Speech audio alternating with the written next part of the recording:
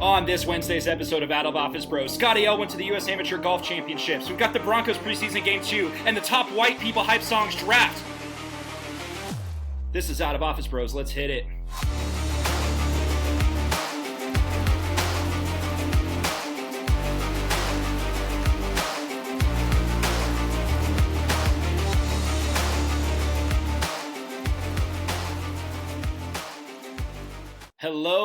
Hello, Out of Office Bros listeners. Hope everybody's having a great Wednesday so far. Just wanted to bless your ear holes with some takes that we've got. Mr. Scotty L, how are you doing today?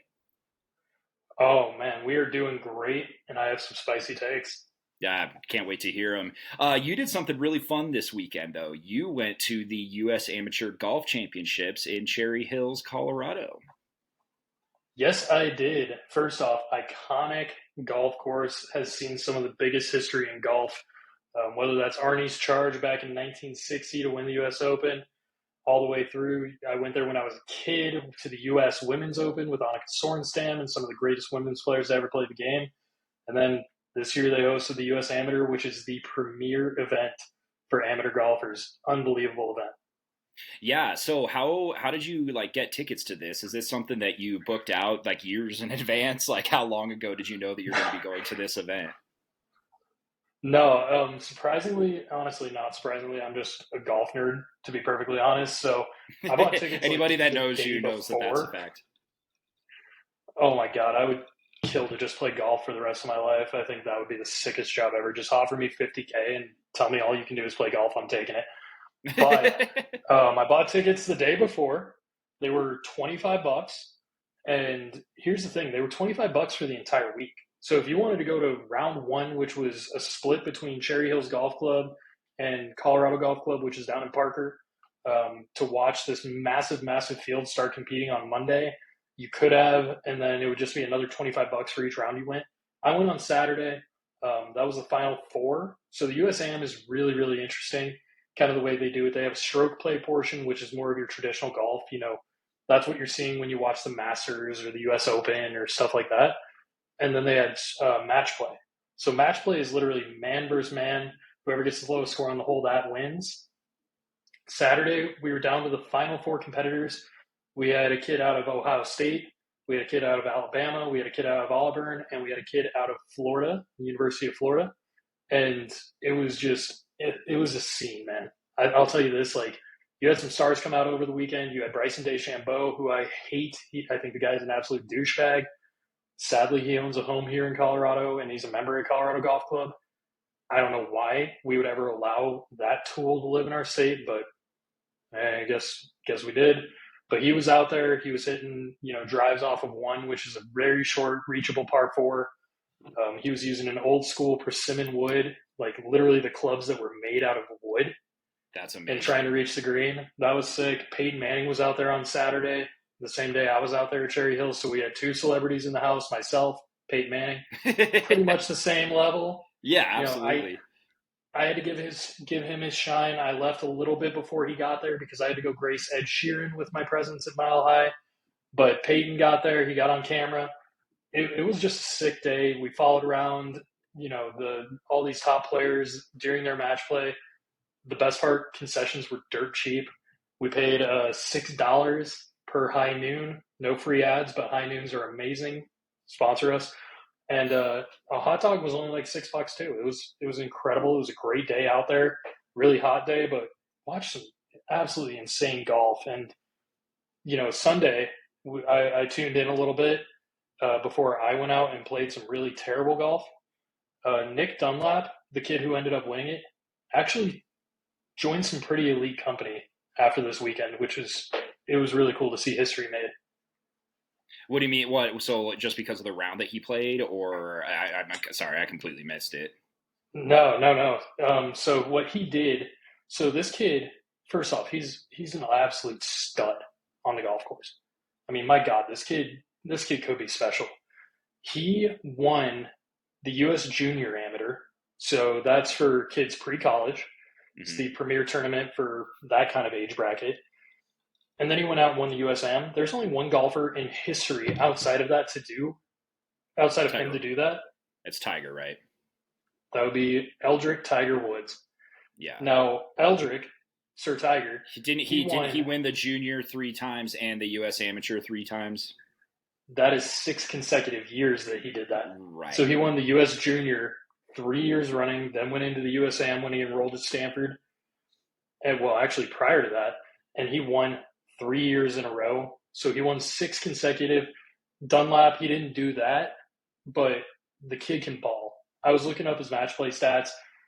In his entire time playing match play, whether that was AJGA, which is an elite junior circuit, I played in a couple of those events when I was younger, all the way through the USGA and the junior circuit of that and the US Amateur, he's only lost 3 match play rounds. Wow. In his time playing. I mean, the kid's record's like 72-3. Oh my god. It's insane. Yeah, this kid's a dog. And he doesn't. I mean, he seems like he doesn't back down either. Like it seems like if he's going up against match play with anybody, he probably has that attitude. That's like, well, I'm going to beat this person next to me. Oh, dude, this kid's a pure electric factory when he steps on the tee. You know he's coming out to win, and he's going to absolutely fucking kill people. He's a dog. And it started right out of the gate. He jumped out to an early lead, and he never relinquished it. I watched him for his first 5 holes, and I was kind of following the second group as well. Second group was really interesting. There was this kid from Auburn. He jumped out to an early lead. He was 3 up through 4. So he had won the first 3 holes. He was playing this kid from Ohio State who honestly looked like he might as well be playing offensive line at Ohio State. This kid did not look like a golfer. Like, my God. This kid was a freaking tank, and he bombed it. But, dude, he came storming back. He was down 3 with, I think, 5 to play. Ended up winning the match, which was just unreal. I was watching him on 4. He had, this Auburn kid, he piped it long of the green on 4, had an incredible chip, like going over a tree branch onto the green, short-sided himself on the green, which means, you didn't leave yourself a lot to play with between the chip and the pin. So you just don't have a lot of space to really do much. Chipped it to like 2 feet, unbelievable shot.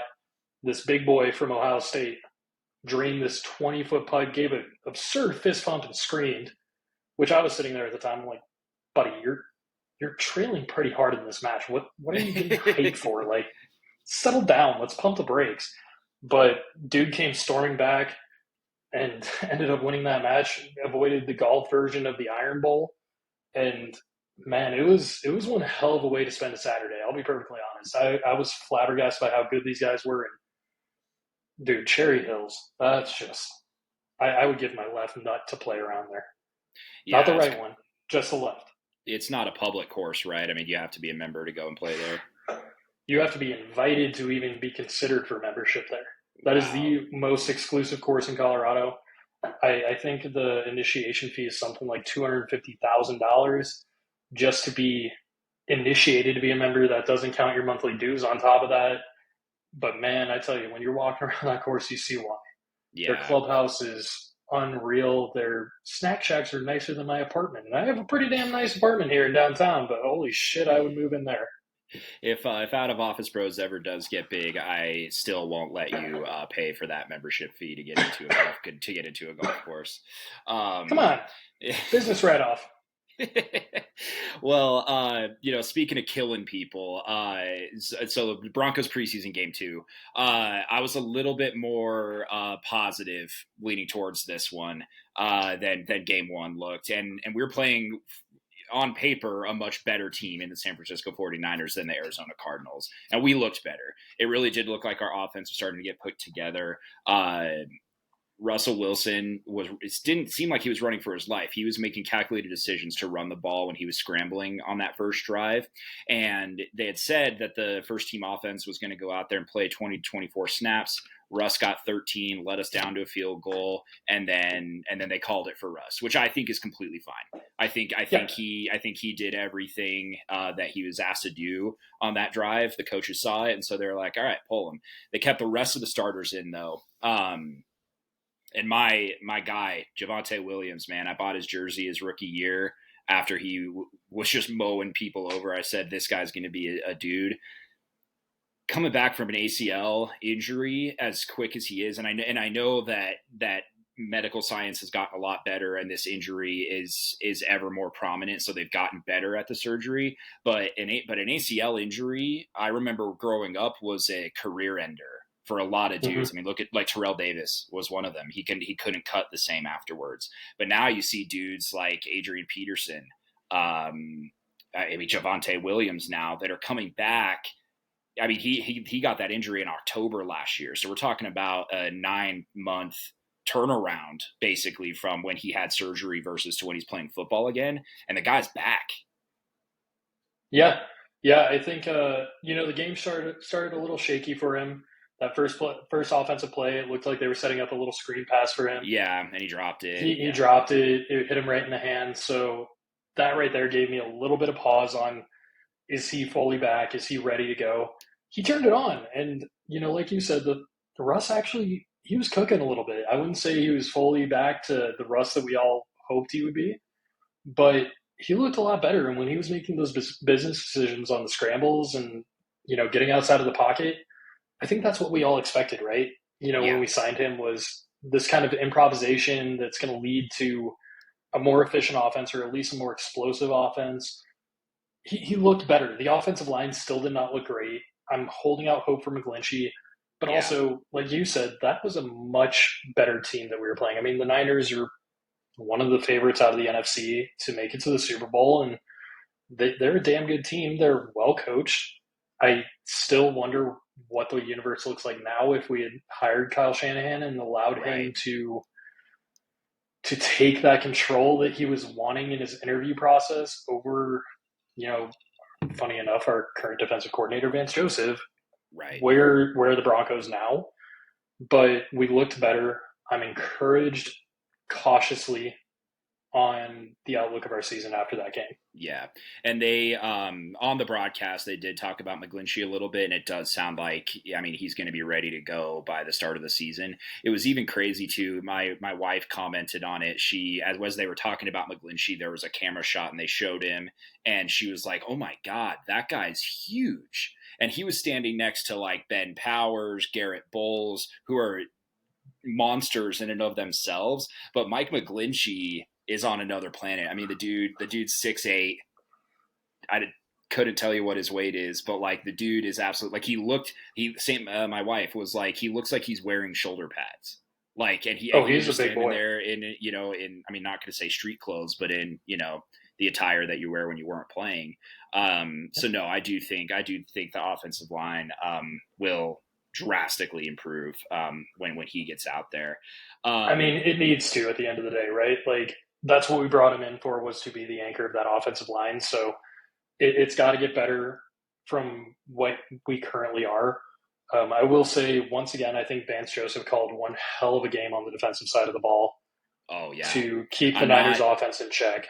Yeah, I'm not nervous about our second string defense. Like some of the nickel corners and those kinds of guys that are out there playing.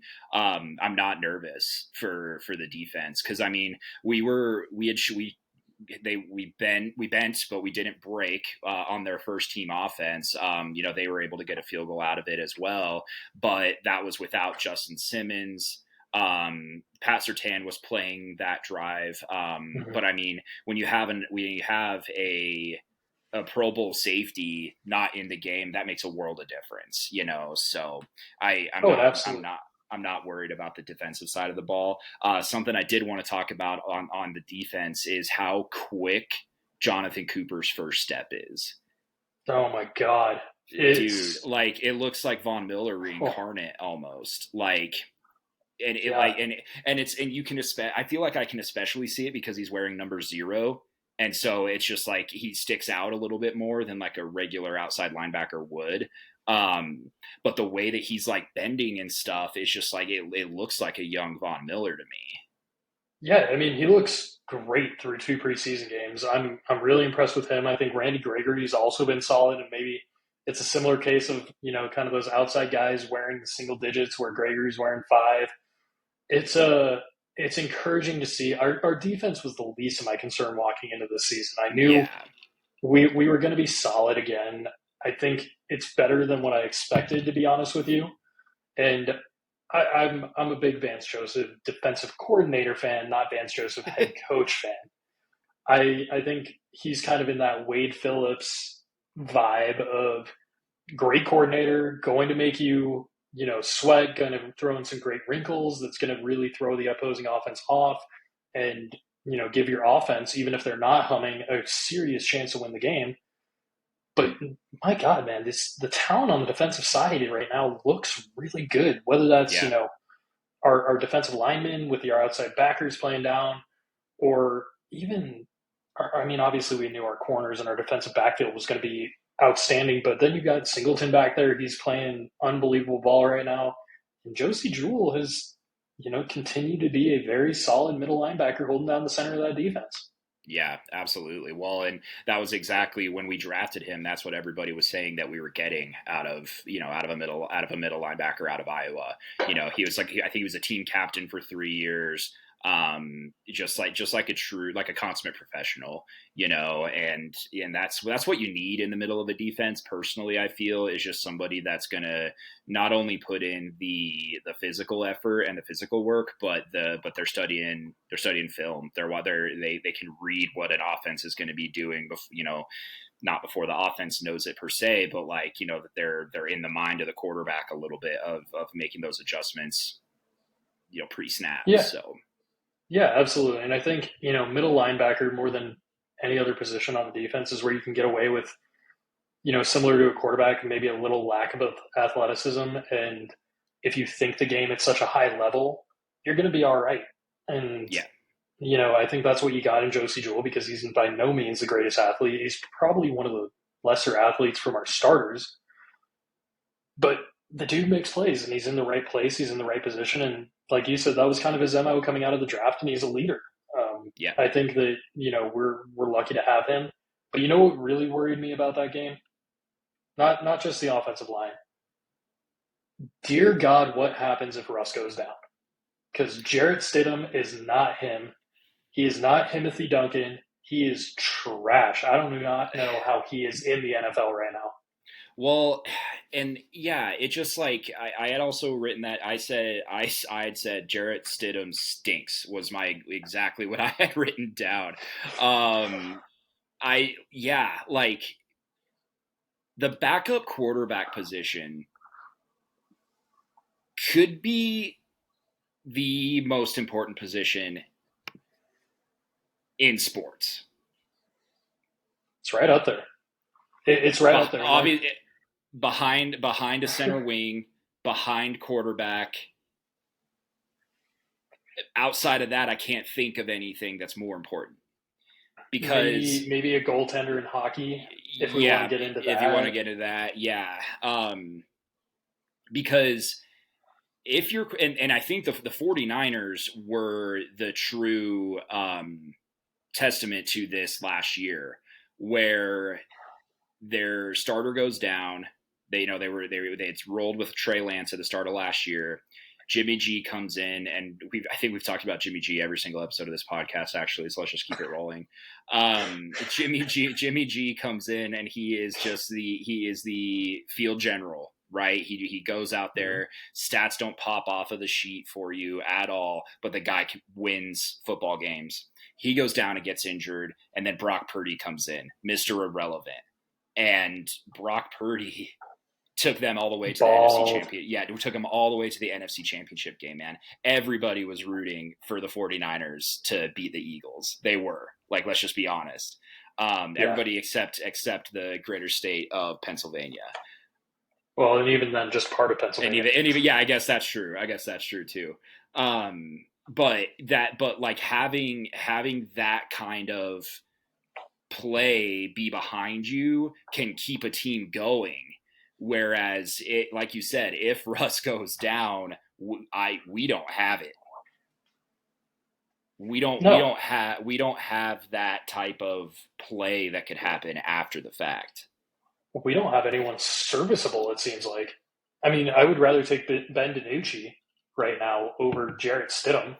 Well, And because we've I seen mean, Ben DiNucci when he backed up for the Cowboys do some crazy stuff. Like talk about off script kind of football. Ben DiNucci's the oh yeah, king. oh yeah, and he's a JMU Bulldog. I mean, respect. Like FCS kid balled out, but my God, like when it comes to Jared Stidham, give me Kendall Hinton at this point. No. Ugh. Run it back. I don't care. Stidham was trash. It was so bad to watch. Yeah, Like, look at his history. I mean, I think honestly he's just hanging in the league simply because he was a New England Patriot quarterback for a year. Like, I don't get it. I really don't. I mean, maybe it's the male model aspect of him that is keeping him in. Like, the dude looks like a quarterback. But Jesus Christ, this guy's brutal to watch. yeah, I've seen a high schooler read the field better than him. yeah. Um, somebody I do like on the offensive side of the ball though, Michael Burton. Mm, When in doubt, give like the fullback is back in the offense in the Denver Broncos offense, man. Like let's go. I just go back to the days of Howard Griffith, Peyton Hillis, for God's sakes. Like we had some dogs that were playing fullback for us, and Michael Burton seems like he could be that next kind of great thing to happen to the Broncos offense that provides that spark whenever we need it. Like literally 4th and 1, man, I have faith that he'll be able to get the ball across the line of scrimmage and get us that extra yard. I do. Dude, I cannot be more hyped that the Broncos brought back a fullback into this offense. I Yeah. remember, God, Andy Janovich a couple years ago, not even that long ago. He was my favorite player on the Broncos, and that says something because he was a Nebraska Cornhusker, and we all know my hatred for the Nebraska Cornhuskers. Yeah, well, I fucking love that dude. Save that for Nebraska Hate Week. He's a big rig. And Michael Burton, bring it back. But get that man a neck roll, please. A fullback without a neck roll, it doesn't count. I said the exact same thing. I was like, he looks like he's just a running back out there. So we got to do something. And I thought exactly that. I had said that it was the shoulder pad height, but a neck roll would be even more phenomenal. You know what? Let's just keep it going. Get him the neck roll, and then have him roll up the jersey where the belly's showing a little bit, like Mike Allstott back in the day. Yeah. Give me the full fullback experience. Roll the sleeves up so the biceps. Roll the sleeves up so the biceps are showing a little bit more. Yeah. Hey, we've talked about bringing steroids back in baseball. Let's let Michael Burton get a couple roids in him, and let's just really bring it back to the good old days of fullback power football. Yeah. Bring that back. I love a good fullback. That got me so hyped on the game. I was sitting there in the concourse of Mile High Stadium during the Ed Sheeran weather delay watching that, and I probably screamed the loudest of anyone because I love some damn fullback football. Give me Michael Burton 100 times a game. You know what I also love is undrafted stories and dudes that are going out there trying to prove it day in and day out. Jaleel McLaughlin. Oh, the Youngstown State product who owns the career rushing yards record for the entire NCAA. Go Penguins. Yeah. Let's go. And that was another funny thing that happened during the broadcast is Sammy was like, how was he not drafted? Like, I don't understand. And then they showed a highlight and he's sprinting down the field. And I was like, you ever heard of the Youngstown State Penguins? Hey. And she's like, well. Nope. Because not many people have. Right. But damn it, Youngstown State. But I think McLaughlin has a really good shot at making the roster because we used him as a returner where I think he took it for like 45 yards on one of them. And then I don't know, like maybe you just carve out a role on special teams your rookie year and then, keep grinding. Maybe, you never know. I think he's going to make this roster. A, there's some history behind it, right? The Broncos always have an undrafted guy make the active. B, he's kind of carving out, if we all remember the Philip Lindsay era of Denver Broncos football, he's kind of following that roadmap. He was a stud on special teams. He comes in and he makes the most of every carry he's got. Yeah. it's a lot of parallels, and we know what happened with Phil. The guy ran for 1,000-yard seasons back to back years, made himself a nice little name, was done dirty. I'm going to say that. I hate Melvin Gordon. I still hate Melvin Gordon. But Phil carved out a nice little career here in Denver. Honestly, I see McLaughlin kind of carving that out for himself right now, and I don't think he's going to get screwed like Phil did with Melvin Gordon, because Samaje Perine, I think he walked in here knowing what his role was going to be, and Yeah. Javonte is your unquestioned number one, and with Perine as your number two. But if our backfield is those two guys plus Burton plus McLaughlin, I'm feeling pretty damn good going into this season Yeah. from a Yeah. running game. Well, and just in the contest against the 49ers, he had 7 carries, 45 yards. That's a 6.5-yard rushing average. If the guy's touching the ball going 6.5 yards every single time, you can't be upset. Yeah, you give him 10 carries a game, all right. Right. Like, he's still not your number one guy, and he's picking up good chunk yardage for you. I like the kid a lot, and I think he's got a future here. And he's my second favorite running back on the roster, or back on the roster, because Michael Burton has my heart once he gets a neck roll. Yeah. I'm going to launch that campaign tomorrow, though. Perfect. Post it on our socials. Maybe they'll hear of the Out of Office Bros podcast. All right. So on to a fun segment that we have started here at Out of Office Bros. We're going to be doing a draft. We're going to be doing a snake draft today on the top white people hype songs. So those songs where you're at a wedding, you're singing karaoke, you're in the car, and this song comes on and everybody goes absolutely crazy for. It's a great tradition. We see the playlists on Spotify. We see the playlists on YouTube. It's one of those things that is some getting to middle age almost kind of guys, elder millennials, I guess at this point. It's got to get us hype. It gives you those endorphins flowing. It makes you feel good. It brings you back to those glory days. I have a feeling that may be a song title that is on this list. Maybe. We'll see. But let's get this draft going. I'm ready. I don't even need time to think. I am made for this draft. I don't know. I think you might spark some. I only have like probably 3 that are like rolling around in my head. So the last draft that we did, you got to pick first, and then we did it snake draft order. So do you want to flip it around this time, where I'll go first, and then you get 2, I get 2, you get okay. Awesome. Yep, let's give you that. So first overall pick of our top white people hype song draft, D-Train is going to select Mr. Brightside by The Killers. Ooh, Mr. Brightside, great pick. I think that's the clear-cut number 1 overall on the board. Kind of the Andrew Luck. Yeah, I was going to say it's been touted since 8th grade as the first overall draft pick. Trevor Lawrence sort of vibes as well. Just clear-cut number 1. No one's going to hate you for taking it first overall. Yeah, there's not going to be a single person who's going to sit there and say that shouldn't have been the number 1 overall pick. I think it's a safe number 1 overall pick. You think of all these ones that came before it. It's a clear-cut one. It is Peyton Manning. It is Andrew Luck. It is Trevor Lawrence. That's a great pick. Great tests at the combine. Didn't necessarily do all the drills, but damn, is that going to be a starter for years to come in this league. Yeah, didn't throw at the combine, but didn't have to. His numbers prove it. All right, for the number 2 overall pick.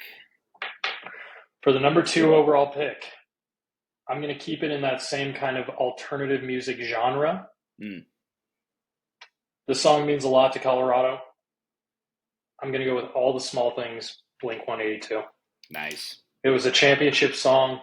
You got to get that pedigree in there. It's a classic that has withstood the test of time. This player is going to be a starter for years to come for you, going to be a Hall of Fame player. Everyone knows the lyrics. It's similar to Mr. Brightside in the sense that, when you put it on, everyone from the ages of 60 to 15 is going to know the lyrics. Plus, we got to talk about the music video. Iconic. That's the equivalent of a 34 on the Wonderlic. Unbelievable player. Yeah, I definitely think that more ceiling Like definitely a high ceiling, low floor sort of pick here. Absolutely. Yeah, nobody's going to fault you for that. All right, third overall pick. It is you, since we were doing a snake draft. And thank God, because I was worried that you would take this one if you had this next pick. I'm going to bring it back to the boy band days. Think about when you're getting into the car as a child, you're going to soccer practice. The song comes on Try 102.5 or Alice 105.9 back in the day when radios were still a thing. I'm going with I Want It That Way, the Backstreet Boys. That is a very, very good one. It looks like a starter. It plays like a starter. You got to factor that in. I think it was Moneyball that, they were talking about drafting a player to replace Jason Giambi. That's a song that it comes in the room, its dick's already been there for 2 minutes. That confidence just oozes through that song. Everyone knows the lyrics. You're going to get 5 of your boys around you pretending you're in the band. It's a classic. It's an unquestioned starter in this league. I like it. And I had actually thought when you started talking about boy bands, I had already thought of my next pick, and I thought that you were going to take it here. To be honest with you, I think that I Want It That Way, but I am going to go with the same band actually as my second overall pick, the fourth overall in our draft, and I'm going to be taking Everybody. Backstreet's Back. All right. Another great song. Another great player. Yeah, I think that this one is more for kind of a midway through playlist sort of thing where maybe a couple people start talking or you're at a wedding and it's more of like a cocktail hour sort of thing. Everybody comes on and immediately people rush to the dance floor to the win. Yeah, you get the white people jumping. You get all the whiteys jumping in the center of the crowd to that song. It's a very strong pick. I can't argue with that pick. And I just wanted to stay with the theme because I knew that my next pick was going to be safe. I'm going to be taking September by Earth, Wind, and Fire. Ooh, grossly underrated pick. September is all-time song. Yeah, I think that this scored well at the combine, was probably an underrated prospect, but then once they got onto the field, the stats sing for themselves. Yeah, it's a great song. I'm not going to go against that pick. I love some Earth, Wind, and Fire. I'm going to try to go see them here in concert. They're playing with Lionel Richie, of all people, at Ball Arena here coming up. Going to be a banger show. Nice. Great pick. All right. For my pick, you went with an oldie. I'm going with an oldie. Give me Living on a Prayer. Ooh, Bon Jovi. Definitely not as old, but I appreciate that. Yeah. An all-time karaoke song. People can sing along. People scream to the lyrics. Bon Jovi, once again, he looks like a starter. He's got that flow back in the day. He still has flow. He's in his 60s.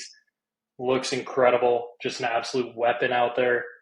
Give me some John Bon Jovi on this playlist. I like it. All right, my next song. I can't do this to you. I was going to go with your favorite band. I'm not going to do it.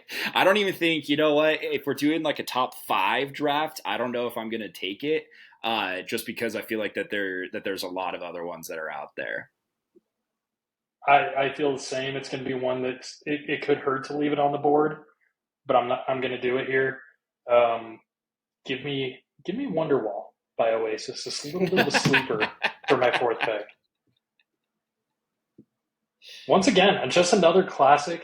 You go out to a college party and you got that one guy who knows 2 songs on the guitar, and one of them is Wonderwall. And guess what? It pulls. He pulls. So you got to give Wonderwall its shine here. It's probably overplayed at this point. But damn it, if you have a couple pops in you, if you got a couple Friday beers and you're not belting out Wonderwall, I don't want to be around you. It's a great song. I like it. Yeah, I think Wonderwall is again that's another underrated player, but comes into a locker room and it has that it factor. It has it, whatever that it is. Um, I cannot believe that you let this one fall to me. I assumed that you had thought that I was going to be taking this one first overall. Africa by Toto. I had to leave it on the board for you. Call that our long-standing friendship. He's a great player. I called you on the phone and I said, "Hey, who are you taking here?" And you said another player, and I said, "Thank God." And you asked why, and I explained. Yeah, there was some backroom dealings here. To be perfectly honest, I get Dakota's first round pick or D Train's first round pick in the upcoming draft because of this. It was a futures deal for me. No, I think the kid's a great kid. Gave a great interview in the pre-draft combine and the pre-draft interviews. I love him. I think he's going to be a stable player and a solid player in this league for a very long time. I like the ceiling of some of these songs a little bit more, but it's a great song. I had to leave it on the board for you, though. I appreciate it. Okay, so now, I got to do my last pick here. So you got Mr. Brightside, everybody. There's a lot of great white people hype songs that are out there right now. There's a lot that are on the board. I'm trying to think of like what like genre I want to go with here, because I feel like that we've kind of left a genre that's out of it. So I think who I'm going to take here. This is an FCS type player that not a lot of people have heard of, probably. I would have taken "Yeah" by Usher and all those other guys. Okay. A great song in its own right. Maybe a slight reach here. That might have been a day 3 kind of player. Yeah, I mean, it definitely could have been, but I feel like as the years go on, you're going to come to appreciate the type of play that Yeah brings to your team. It has aged quite well. It's a long-standing player. I kind of view it as, God, what's that special teams guy on the Patriots that's just been doing it forever, and he's literally been a Pro Bowler just for special teams for years. Yeah. Give me a second. Matthew Slater. Big Matt Slater. This is the Matthew Slater draft pick. Yeah. Someone that you wouldn't expect, going to show up consistently, do their job, and go home. It's a good pick. It may be a little bit of a reach with some of these songs that are on the board. I mean, you got Bohemian Rhapsody. I know. You've got Rick Astley with the ultimate meme song and Never Gonna Give You Up. I know. If you're going to go with another meme song, you got Cotton Eye Joe. And instead, you picked the song that, when I hear it, I think of Kevin James and Hitch doing his little, Yeah, you got to start pizza. Got to start doing that dance, Q-tip. I respect it. Q-tip. I respect it. Q-tip. Throw it away. Throw it away. Throw it away. All right, so I've got the last pick in the draft here. God, there are a lot of good players on the board. There are, yeah. There are a lot of good players on the board. We got a deep draft here. We may end up doing the part 2 of this draft. I think we might have to, because my God, just thinking about it, there's some songs that the Whiteys love. Just absolutely love. Like, I love Levels by Avicii, and I don't think that's going to be what rounds out my draft here. That's an all-time song, but I just don't think I can do it. So with the 5th overall pick, I can't believe it slid. I'm going Don't Stop Believin' by Journey. Give me some Steve Perry. Yeah. You get some Steve Perry all up in ya. And wasn't Randy Jackson the keyboard player for Journey, or was he someone else? I I actually don't know, to be quite honest with you. I mean, if Randy Jackson's there, then that's just the ultimate. Like, what are we doing? That is the Tom Brady of this draft. Because Randy Jackson, he's a game changer in the music industry. He absolutely. Oh yeah. I mean. Yeah, he was the keyboard player for Journey. Wow. Yeah, I did not know that. I got Tom Brady. Pick number 199, pick number 5. Same thing. God, don't stop believing as pick number 199, man. Well, I think that's where we're going to wrap our Wednesday's broadcast of Out of Office Bros. We're going to be posting these up on our socials. Oh, should we should talk about what everybody thought about our the best beers draft. We did have a buddy who was a little confused. I feel like he felt like he was part of the draft and did create his own top 5. So a little shout out to Ethan Larson here. But I kind of wanted to read off Ethan's because his were really, really good. Let me see here. So for his, kind of went a lot similar to some of the ones that we have, but maybe a little bit different. So his number 1 was a post bike ride beer. Number 2, which is similar to mine because I'd done the exertion beer. Number 2 was 9 a.m. swing juice beer on the golf course that your friend bought for you. Very similar to a golf course very beer. Similar. Yep. Fire pit beer, camping or backyard. I feel like fire pit beer could be associated. I'd said camping beer. You get it. I said patio beer. Yeah, I mean, very similar. Life jacket beer. And I think what he's talking about is when you're floating in a river and you just have the life jacket on and you have the beer like literally sitting in your life jacket, like in between your skin and your life jacket. I did get a clarity from him. That is exactly what he was referring to on that. So. Okay. Good interpretation. Yep. And then for his last pick, it was the one too many beer where you shouldn't, but do it anyways, and it's worth your wife being upset with you. Yeah, like Ethan knows about that. He was the guy who filled up his beer can with water to make it look like he was still drinking. I have told people that post college, and they're like, "Oh, that makes sense." Yeah, everyone I tell that doesn't know him is like, "Wow, that's brilliant."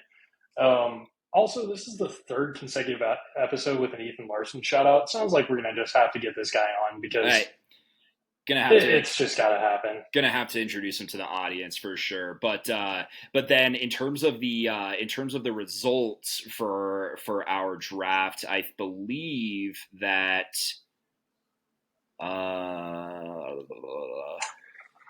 yeah, the results are in. D-Train was the winner. Which just goes to show me that our listeners have terrible taste in beers. No, I'm just a highly competitive person. It's toxic, I know. Congratulations, D-Train, on winning our first ever draft. Oblers, I think that's what we want to start calling them. Funny enough, Ethan, the comm major, gave us that name. Gave our listeners that name.